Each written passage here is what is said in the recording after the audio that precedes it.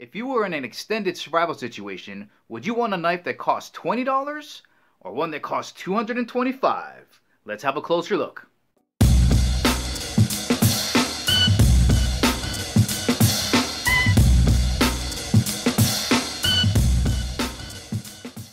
How's it going, guys? Thanks for watching another video. As I mentioned a few videos ago, I'm going to be doing a lot of more outdoor gear reviews, and one of the first things I tried to pick is a good fixed blade. Whether you're going camping or bushcrafting, it's always good to have a handy knife. So the question is, can you get by with a $20 Mora like this, or should you muscle up and get one of these bad boys right here? This is the Ursus 45 from White River Knives. Let's have a closer look.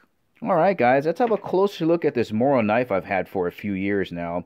Now, if you notice on the sheath, right, there is a sheath, and on the handle right here, there's nothing on the blade, the handle, or the sheath that lets you know what model this is. And that's pretty typical for Mora knives.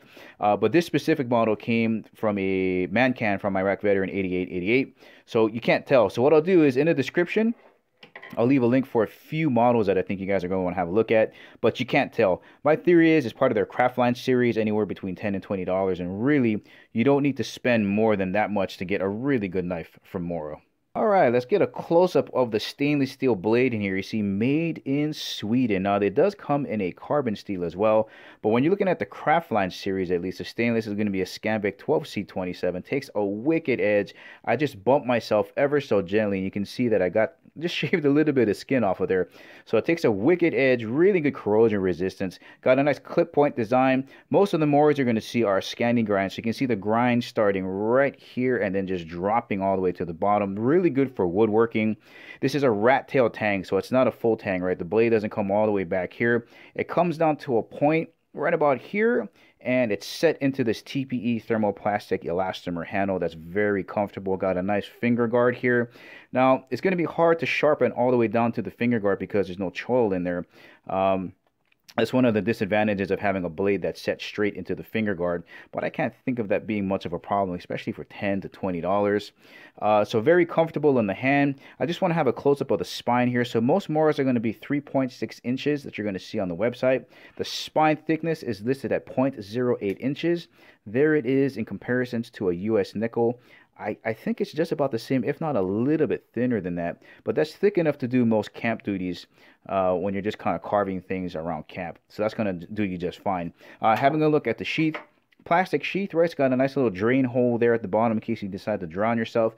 There's a clip on here where you can add other Mora accessories so you can stack them up. But for $15 to $20, this is a hell of a value. Don't forget to check out the description. There's different models that you're going to want to see, especially the Spark that I think is going to compare very well against the Ursus 45. Let's have a look at that knife. Woo! Alright guys, in case you missed the unboxing of the Ursus 45, this is the box that it came in. And if you didn't know, Ursus in Latin is bear, and there the bear is on that wooden box. I'm going to open this thing up just to show you guys that there is a personalized card in here for the person that looked it over, the person's signature on there, along with the stats that we're going to go over in just a little bit. This is a family-owned business coming out of Michigan, and they try their hardest to keep everything within the United States, their production and the materials. They do have some exotic stuff that they go out of country for, but they tried their hardest to keep everything in country. Now, they have a lifetime warranty. If there's something that you're not satisfied with, they're going to try to repair it or exchange it. That's for a lifetime. This is truly a company that puts out premium American knives. If you go on their website, they got hunting knives, fishing knives, survival knives. They have special knives for firecrafting. And if you have something specific that you need, they have a really good custom store available to help you try to figure out how to get that knife you really need. Let's have a closer look at the Ursus 45. Alright, let's have a closer look at the Ursus 45, starting with this leather sheath. So I've seen them in black and brown leather sheaths. There is the White River bear hanging on there. There's a close-up look at the lanyard hole here and the stitching that goes all the way down to the lanyard hole down at the bottom. You might want to lash that to your leg. Right around to this side, you can have a look at the belt loop right up here. Right around to the ferrule rod on this side that's being held in by an elastic band. I'd imagine I'd have to replace that sooner or later. But both the knife and the ferrule rod have a micarta canvas handle. And guys, it feels so good. Let me take out the knife so we can have a closer look at the blade itself. All right, guys, let's get a closer look at that bare and the 4.5-inch blade made of S35 VN super premium steel. Other companies like Spyderco, Zero Tolerance, and Kaiser use it because it brings the best of both worlds. You get the hardness and edge retention of carbon steel while maintaining that corrosion resistance that stainless steel has. Again, 4.5 inches here. The spine is listed at 0.15 inches thick, but to bring it around, there is a nickel, which I think you could probably do almost 2.5, maybe even 3 nickels onto there. Goes way down to that point.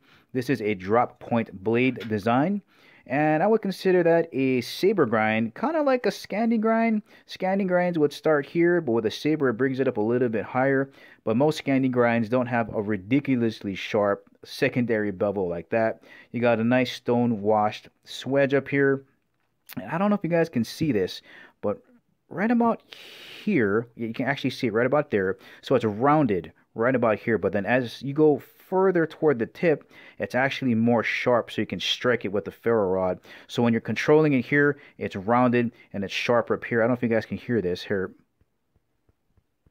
versus, and you can see how it's kind of picking up my skin there because it's sharper versus back here. So that's an interesting design choice they made there. I appreciate it. And it's a full tang design, right? It goes all the way around into the canvas micarta handle back here to the lanyard loop back here, and just effortlessly blends into that handle. So you got a canvas micarta handle that's going to work really well when it's wet. It's going to maintain its grip in there. Nice palm swell, nice finger guard in here. And unlike the Mora, there's a choil in here right next to the finger guard. So you're going to be able to sharpen that all the way down to the ending. This does come in 3 different colors for the canvas micarta. You got the olive drab, there's a black, and there's a natural color. There's also a rich light version, which is black and greenish. That thing is sick looking. The difference is the resin in the rich light has paper mixed into it. And again, it works really well when it gets wet. Have a look at the fasteners because they are absolutely flush to the grip. You can't even tell it's there. They're Loctited in there with lock washers on the bottom. And I think overall it adds to how interesting this knife looks. Alright, I got both of these knives back to back so you can see what your return on investment is going to be. So again, the Mora is going to run anywhere from $10 to $20, and you got the Ursus 45 for just about $225. But look at the massive difference. Let's pick it up here. Let's have a look at the difference in the thickness of spines. Holy cow, check that out. I'm going to turn it sideways. You definitely get more meat on this side than you do on that side. Again, this has the better steel. You got the S35V in here versus kind of standard stainless here. And again, look at the grips. You got this canvas micarta, nice palm swell right down on this area versus just a flat TPE grip in here. And here's that choil I was mentioning, right? You can sharpen that blade all the way down there versus having the steel just stuck right into that TPE handle. And again, look at the difference in the size of these blades.